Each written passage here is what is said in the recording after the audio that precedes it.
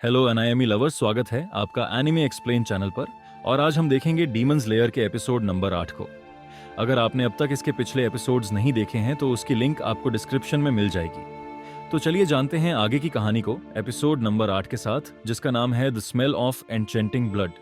तो पिछले एपिसोड में हमने देखा था कि तानजीरो नेजुको की मदद से उस स्वयं डीमन और उसके क्लान्स को मार गिराता है। इसके बाद उसे अगले मिशन के लिए टोक्यो शहर में भेजा जाता है और तानजीरो को वो डीमन मिल जाता है जिसने उसकी फैमिली को मारा था। उसका नाम मुजान है और यह यहाँ इंसानों के बीच छुप कर रहता है। अब इससे पहले तानजीरो कुछ कर पाता, मुजान भीड़ में चल रहे एक आदमी के गले पर चुपके से पंजा मार देता है, जिसके कुछ ही देर में वो आदमी एक डीमन में बदल जाता है और वो अपनी वाइफ को काटने लगता है। तानजीरो को कुछ समझ नहीं आता कि वो क्या करे, तो वो सबसे पहले तो उस लेडी को उस आदमी से दूर कर देता है और उस डीमन को अपनी पूरी ताकत से रोके रखने की कोशिश करता है। आसपास भीड़ जमा हो जाती है क्योंकि ज्यादातर लोगों को डीमंस के बारे में कोई जानकारी नहीं है। वो लेडी अपने हस्बैंड को देखने आना चाह रही होती है, जिस पर तानजीरो उसे पहले अपना ध्यान रखने को कहता है और बोलता है कि अपने घाव को जितना हो सके उतनी जोर से दबाकर रखो। और कुछ लोग उस लेडी की मदद करने आते हैं। तानजीरो फिर आदमी के मुंह में एक कपड़ा डाल देता है। तानजीरो सोचता है कि इस आदमी ने अभी तक किसी की जान नहीं ली है, तो ये ठीक हो सकता है। वही मुजान की बेटी और वाइफ ये सब देखकर डर जाते हैं। तो मुजान कहता है कि हमें यहाँ से चलना चाहिए, ये जगह सेफ नहीं है। तानजीरो फिर मुजान को देखने के लिए पलटता है और देखता है कि मुजान जा रहा है। तानजीरो समझ नहीं पाता कि वो मुजान का पीछा करे या इस दमन को पकड़कर रखे। अगर उसने इस दमन को छोड़ दिया तो आसपास के कई सारे लोग मारे जाएंगे। तानजीरो उस आदमी को ऐसी हालत में खुला छोड़कर नहीं जा सकता था, तो वो वहीं से चिल्लाता है कि मुजान की बूथ सुजी, तुम दुनिया में कहीं भी चले जाओ, तुम मुझसे अब नहीं बच सकते हो।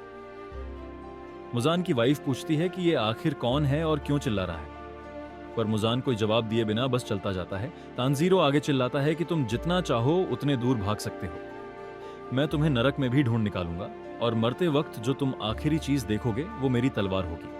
तुमने जो किया है उसके लिए मैं तुम्हें माफ नहीं करूंगा। इतने में वहां पुलिस आ जाती है और तानजीरो को उस आदमी के ऊपर से हट जाने को कहने लगती है। वहां के लोगों को लग रहा होता है कि इस आदमी ने पी रखी है। पुलिस तानजीरो से बार बार हटने को कहती है, जिस पर तानजीरो कहता है कि हमें इसे बांधना पड़ेगा और सिर्फ मैं ही हूं जो इस आदमी को पकड़कर रख सकता है। पुलिस को तानजीरो एक बच्चा लगता है जो कि जिद कर रहा है, तो फिर वो कहते हैं कि अगर तुम नहीं हटे तो हमें तुम पर फोर्स इस्तेमाल करना पड़ेगा, और वो एक डंडा उठा लेते हैं। तानजीरो फिर भी नहीं हिलता है, तो वो लोग उसे बस मारने ही वाले होते हैं, लेकिन तभी वहां अचानक से हवा में फूल बहने लग जाते हैं और एक लेडी दिखाई जाती है जो अपना हाथ काट कर ऐसी फ्लावर वाली स्मेल निकाल रही थी।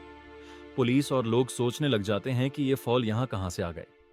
फूलों की स्मेल इतनी बढ़ जाती है कि पुलिस वालों को अपने आसपास की चीजें दिखाई देना बंद हो जाती हैं, और तानजीरो को एच भी उसे लगता है कि ये स्मेल एक खतरा है। तानजीरो कहता है कि तुम्हारी ये स्मेल मैं पहचानता हूं, जिस पर लेडी बताती है कि वो एक डेमन है, पर साथ ही साथ वो एक डॉक्टर भी है और इस आदमी की मदद करना चाहती है और उसे भी मुजान को खत्म करना है। दूसरी तरफ मुजान अपनी वाइफ और बेटी को घर भेज रहा होता है और कहता है कि मुझे काम है तो मैं बाद में आऊंगा, और उसकी बेटी और वाइफ वहां से चले जाते हैं। उन्हें भेजने के बाद मुजान एक पतली सी सुनसान गली में जाने लगता है। वहीं थोड़ी दूरी पर दो भाई और एक लड़की शराब के नशे में उसी रास्ते से आ रहे होते हैं। छोटा भाई बहुत ही नशे में होता है और गाते गाते गलती से उसकी टक्कर मुजान से हो जाती है। मुजान फिर भी उससे माफी मांगता है, माफ करना और आगे बढ़ने लग जाता है, पर वो लड़का बहुत ही नशे में होता है, तो वो मुजान को जाने नहीं देता। मुजान कहता है कि मैं थोड़ा जल्दी में हूं, मगर वो लड़का मुजान से लड़ने लग जाता है। वो कहता है कि तुम अमीर हो तो क्या तुम्हारी सफेद शक्ल देखकर लगता है कि तुम पहले ही मर चुके हो।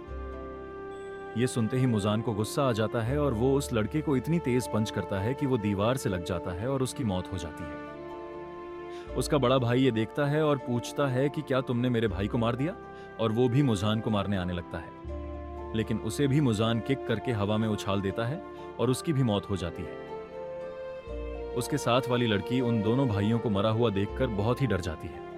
मुजान उसके पास आता है और पूछता है, क्या मेरा सफेद चेहरा तुम्हें कमजोर नजर आ रहा है? क्या मैं तुम्हें बीमार और नकली दिखाई दे रहा हूं?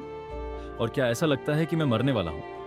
वो लड़की दर्द से कांपने और तड़पने लग जाती है। उसकी बॉडी अजीब सा कलर और शेप लेने लगती है और उस लड़की का शरीर इतने सारे डीमन ब्लड को सह नहीं पाता और कुछ ही सेकंड्स में वो लड़की जलकर राख हो जाती है।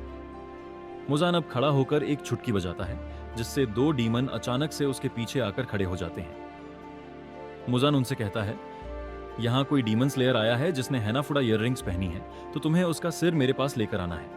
वो दोनों डीमंस वहां से चले जाते हैं और मुजान हनाफुड़ा ईयररिंग्स का नाम लेकर थोड़ा सा डर कर एक सीन याद करता है, जिसमें एक आदमी ने वैसी ही ईयररिंग्स पहनी होती हैं और वो किसी पर तलवार रखकर खड़ा होता है। अब सिटी में सब सेटल हो चुका होता है और तानजीरो वापस उस नूडल की दुकान पर आता है, जहां दुकान वाला तानजीरो पर बहुत चिल्ला रहा होता है। तुम इतनी अच्छी नूडल जमीन पर गिराकर भाग गए थे। तानजीरो उससे एक और प्लेट नूडल की मांगता है और प्रॉमिस करता है, इस बार मैं पूरा खाऊंगा। फिर वो आदमी नेजुको के पास आकर चिल्लाता है कि अगर तुम्हें नूडल्स खाने हैं तो अपने मुंह से तुम्हें ये चीज निकालनी पड़ेगी। तानजीरो इस बात से गुस्से में आ जाता है और नूडल्स वाले के पीछे खड़ा होकर कहता है कि तुम एक काम करो, मुझे 2 प्लेट नूडल दे दो, पर उसे कुछ मत कहो। और इतने ही गुस्से में वो दोनों प्लेट नूडल खा लेता है और कहता है ये बहुत अच्छे थे। नूडल वाला भी इससे खुश हो जाता है और तानजीरो और नेजुको अब वहां से जाने लग जाते हैं। उन्हें थोड़ी सी आगे वो लड़का दिखाई देता है जो उस डीमन लेडी के साथ था। वो कहता है कि उसकी मैडम उन दोनों को बुला रही है ताकि वो दोनों एक सेफ जगह पर रह सकें। तानजीरो पहले मना करता है, फिर मान जाता है। वो लड़का नेजुको के बारे में कहता है कि तुम जानते हो ना कि ये लड़की एक डिमन है। मैं तो इसे देख भी नहीं पा रहा हूं क्योंकि ये बहुत बुरी दिखती है। तानजीरो को दोबारा गुस्सा आ जाता है और वो लड़के पर भी चिल्लाना शुरू कर देता है। वो बताता है कि उसके शहर में नेजुको सबसे खूबसूरत लड़की है और तुमने ऐसा कहा, इसके लिए मैं तुम्हें कभी माफ नहीं करूंगा। वो तीनों अब एक रास्ते के एंड पर पहुंच जाते हैं और तानजीरो पूरे रास्ते भर उस लड़के को नेजुको की खूबसूरती के बारे में कहता रहता है और इतने में वो लड़का उस दीवार के अंदर चला जाता है और उन्हें भी वैसा ही करने को कहता है। तानजीरो देखता है कि ये जादुई दीवार है जिसके अंदर बहुत बड़ा घर बना है और वो लेडी यहीं रहती है। वो लड़का अंदर आने से पहले तानजीरो को धमकी देता है कि तुम दोनों मैडम को परेशान नहीं कर सकते क्योंकि मैं सिर्फ मैडम के कहने पर ही तुम्हें यहां लाया हूं। तीनों अब अंदर आते हैं जहां वो डीमन लेडी उस औरत का ट्रीटमेंट कर रही होती है। वो बताती है कि इस लड़की को ठीक होने में थोड़ा टाइम लगेगा, मगर ये ठीक हो जाएगी। उसका नाम तमायो है और उस लड़के का नाम यूशिरो। तमायो कहती है कि वो डीमन है, मगर उसने अपनी बॉडी को सिचुएशन के हिसाब से चेंज कर लिया है और साथ ही मुजान के श्राप को भी खुद से हटा दिया है। कानजीरो ने पूछा, कैसा श्राप? तो तमायो उन्हें लेकर दूसरे रूम में आ जाती है। वो बताती है कि उन्होंने खुद को बहुत चेंज किया है और अब वो बस थोड़े से खून के सहारे जिंदा रह सकते हैं। वो दोनों गरीब लोगों से उनका थोड़ा सा खून डोनेशन के नाम पर खरीद लेते हैं। इससे तानजीरो को समझ आता है इनमें से बाकी डीमंस जैसी स्मेल नहीं आती है, लेकिन फिर भी इन्हें खून की जरूरत है। फिर तमायो कहती है कि योशिरो के साथ भी ऐसा ही है क्योंकि उसे तमायो ने ही डीमन बनाया है। तानजीरो शॉक होकर पूछता है कि तुमने ये कैसे किया? तमायो कहती है कि सिर्फ मुजान ही लोगों को डीमन बना सकता है, मगर फिर भी उसे 200 साल लगे और उसके बाद वो एक इंसान को डीमन बना पाई है। तानजीरो और शॉक हो जाता है और तमायो से उसकी उम्र पूछता है, जिस पर दोबारा योशिरो उसे मारता है और कहता है कि तुम्हें पता नहीं किसी लेडी से उसकी उम्र नहीं पूछते। तमायो बताती है कि लोगों को डीमन बनाना उसका इरादा नहीं है और वो ऐसा तब करती है जब उस इंसान के बचने के चांसेस खत्म हो जाते हैं और वो उनसे पूछकर ही ऐसा करती है। तानजीरो को उनकी स्मेल पवित्र लगती है तो वो उन पर भरोसा कर लेता है। वो पूछता है, क्या आपको डीमंस को वापस इंसान बनाना आता है? बाहर वो दोनों डीमंस जिन्हें मुजान ने भेजा है तानजीरो का पता लगा रहे होते हैं। उनमें एक लड़का होता है जिसके हाथों में आंखें बनी होती हैं और एक लड़की जिसके पास बॉल होती है। इनके नाम एरोडिमन और टेमारिमन है। लड़के के हाथों की आंखें उसे वो रास्ता दिखाती है जो तानजीरो ने लिया हुआ है और ये भी कि उसके साथ कितने लोग और क्या सामान था, और दोनों फिर उन्हें मारने की बात करते हैं। फिर तमायो कहती है कि हर बीमारी का इलाज होता है तो इसका भी होगा। हालांकि उसका पता लगाना अभी बाकी है और तानजीरो की उम्मीदें टूट जाती हैं।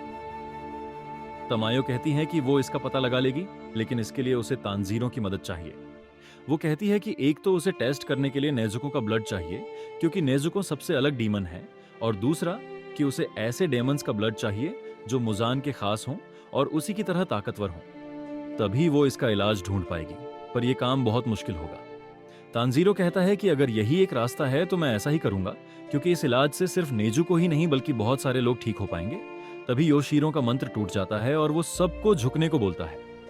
इतने में दो तिमारी बॉल्स दीवार तोड़ती हुई अंदर घुस जाती हैं, जो कि मुजान के डीमन की होती है।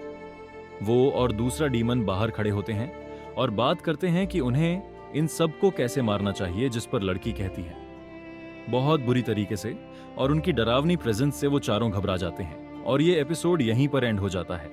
तो दोस्तों, क्या तानजीरो इन दोनों ताकतवर नए डीमंस को हरा पाएगा? जानने के लिए अगला एपिसोड बिल्कुल भी मिस मत करिएगा। अगर आपको ये वीडियो पसंद आया है तो इसे लाइक और शेयर करने में कंजूसी मत करिएगा। साथ ही कमेंट करके बताइए कि आपको ये एपिसोड कैसा लगा। बाकी मैं मिलता हूं आपसे बहुत ही जल्द एपिसोड नंबर 9 के साथ। शुक्रिया।